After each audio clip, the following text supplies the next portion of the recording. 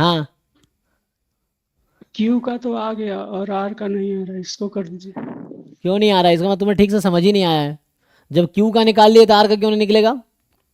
अगर पी के eigen value lambda है तो आर के eigen value 3 lambda Q minus 2 lambda. कहाँ चक्कर है? अगर मान लो पी के आइगन वैल्यू लैम्बडा है तो क्या होगी आर की? 3 लैम्बडा क्यू माइनस 2 लैम्बडा। तो सिंपल है, पी की जगह लैम्बडा रख देना आइगन वैल्यू। Okay sir.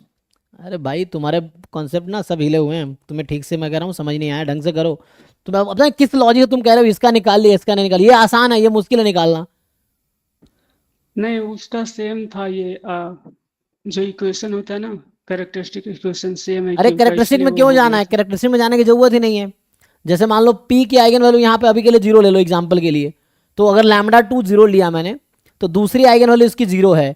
तो क्यू की दूसरी आइगन वैल्यू होगी 3 into zero minus zero plus 1। तो 1 आ गई। तो क्यू की दूसरी आइगन वैल्यू 1 है।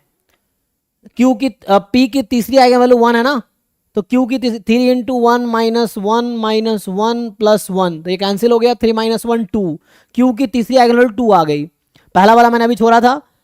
पी की पहली आइगन वैल्यू -2/3। मैं तुम्हें कह रहा हूं, मैं पिछले कुछ क्लास यही ऑब्जर्व किया हूं, तुम्हें क्लास की वो बिल्कुल वो चीजें नहीं आती हैं जो मैंने क्लास में कराए हैं।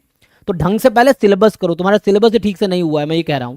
अगर ये सब क्लास में मैंने थ्योरम लिखा रखा है कि lambda is this, P lambda P X is any polynomial, मतलब lambda is eigenvalue of A and P X is any polynomial, then P lambda is the eigenvalue of P A matrix.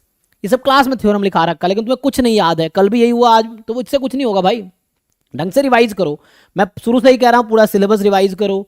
Syllabus से क्या मतलब revise करने का? एक एक topic को definition याद रखो, थ्योरम्स याद रखो। थ्योरम्स याद नहीं है तुम्हें, एक क्वेश्चन 4 घंटे लगेंगे करने में। थ्योरम याद है 4 मिनट में हो जाएंगे।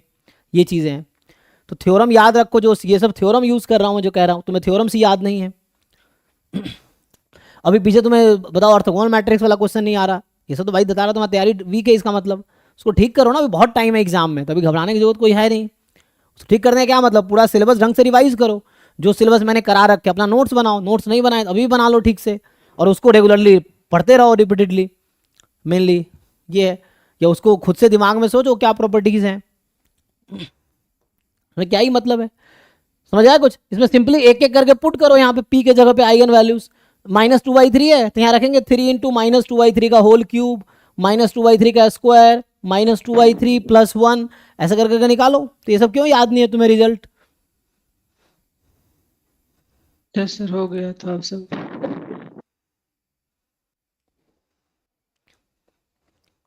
और जो भी चीजें तुम कर रहे हो अपने खुद के हाथों से करो तो सीखोगे। अगर तुम्हें लग रहा कोई भेज दिया कहीं, वीडियो देखने से नहीं आता। मैं कह रहा हूं अपना नोट्स बनाओ खुद से, कि इसका ये डेफिनेशन है, इसका ये थ्योरम है। खुद से लिखो ना, अपना नोट्स बना लो, एक नोटबुक बना लो जहां तुमने सारे डेफिनेशन और सारे थ्योरम से एक जगह लिख रखे हैं। उसी नोट्स में सारे PYQ खुद से सॉल्व कर लो। अगर तुम ये सब कर लिए अच्छे से, 2-3 बार रिवाइज कर लिए, हो गई तैयारी। और ये बोलना आसान है, करने में बहुत टाइम लगता है। तो सब लोग कर नहीं पाते हैं ना, सब लोग एग्जाम का वेट कर रहे होते कि एग्जाम आएगा तब करेंगे, इस तरह से है। बोलना आसान है, ये चीजें ऐसा है। एनीवे ठीक है।